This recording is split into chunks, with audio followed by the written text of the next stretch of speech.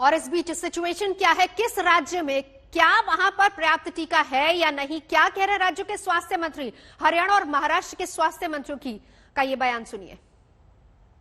सुधार है, अब 2 दिन से आंकड़ों में गिरावट आ रही है और हम उम्मीद करते हैं कि ये धीरे धीरे इसका फर्क पड़े। वैक्सीनेशन बराबर चल रही है, कल भी 1 लाख से ज़्यादा लोगों को टीका लगाया गया है और रोजाना हमें सप्लाई आ रही है, जैसे जैसे आ रही है वैसे वैसे हम लगाते जा रहे हैं। टीकाकरण शुरुआत किया था उसको करीबन हम 5 लाख लोगों के ऊपर, 5-6 लाख लोगों के ऊपर टीकाकरण हुआ भी है, लेकिन उसको हमारे को आज एबियंस का मतलब है तुरंत स्थगित करना पड़ रहा है, इसलिए कि सेकंड डोज 45 एज ग्रुप के आगे का ड्यू हो चुका है।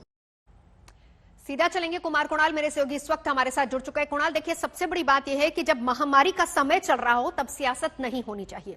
कहने को सारी सियासी पार्टियां ये कहती हैं, लेकिन हकीकत कुछ और है। कुणाल, मैं लौटती हूं, इससे पहले हम लिए चलते हैं सीधा मनीष सिसोदिया की प्रेस कॉन्फ्रेंस पे।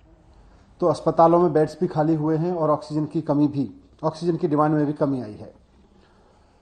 जब ऑक्सीजन की बहुत ज्यादा जरूरत थी तो हमने कैलकुलेशन करके देखा था कि उस समय के हिसाब से हमको 700 मीट्रिक टन ऑक्सीजन की जरूरत थी।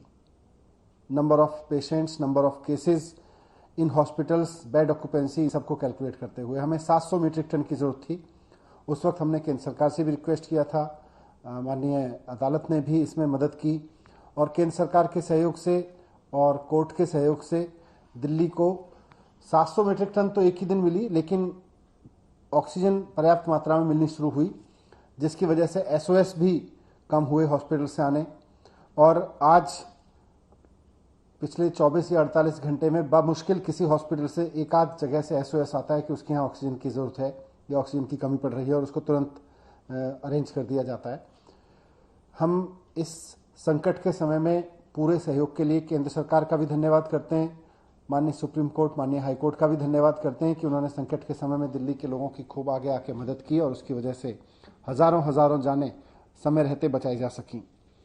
आज हमने फिर से सारी चीज़ों को कैलकुलेट किया है और हमने ये देखा है कि दिल्ली में बेड ऑक्यूपेंसी और मौजूदा केसेस को देखते हुए, मौजूदा एडमिटेड पेशेंट्स को देखते हुए दिल्ली में ऑक्सीजन की ज़रूरत अब 582 मीट्रिक टन रह गई है।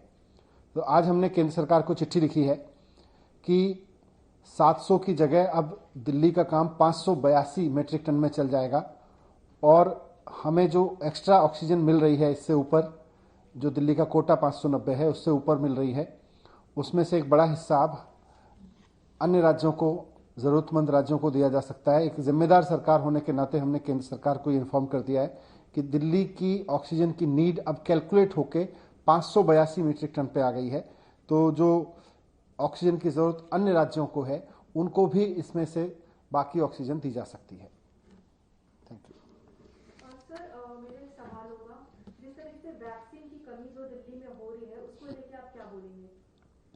मैंने इस पर लगातार बोला है, वैक्सीन की कमी तो पूरे देश में ही है और उसमें कहीं ना कहीं एक्सपोर्ट की हमारी जो गतिविधि रही, हमने एक्सपोर्ट की 6.5 करोड़ वैक्सीन, ये बिना देखे कि देश में ज़रूरत थी वैक्सीन की और देश के लोगों को वैक्सीन लगाई जाती क्राइसिस के उस समय पे हमने की, उसकी वजह से तंगी आई है। पर मुझे उम्मीद है कि केंद्र सरकार देश की कंपनियों के साथ मिलके इसके प्रोडक्शन को भी मैनीफोल्ड बढ़ाने के लिए कुछ कदम उठाएगी और साथ साथ जो विदेशों में जिनकी वैक्सीन अप्रूव की है उसको भी करेगी। बाकी लेटेस्ट अपडेट हम देते रहते हैं इस पर। बीजेपी पार्टी वहीं पे दिल्ली गवर्नमेंट को एक्यूज की है वैक्सीन पॉलिटिक्स के ऊपर, उस पर क्या कहेंगे सर? वैक्सीन पॉलिटिक्स हो या ना हो, लेकिन वैक्सीन की शॉर्टेज है और उस शॉर्टेज की जिम्मेदारी लेनी चाहिए कि अगर एक्सपोर्ट रोक दिया होता तो वैक्सीन शॉर्टेज नहीं होती। सर, मेरा आखिरी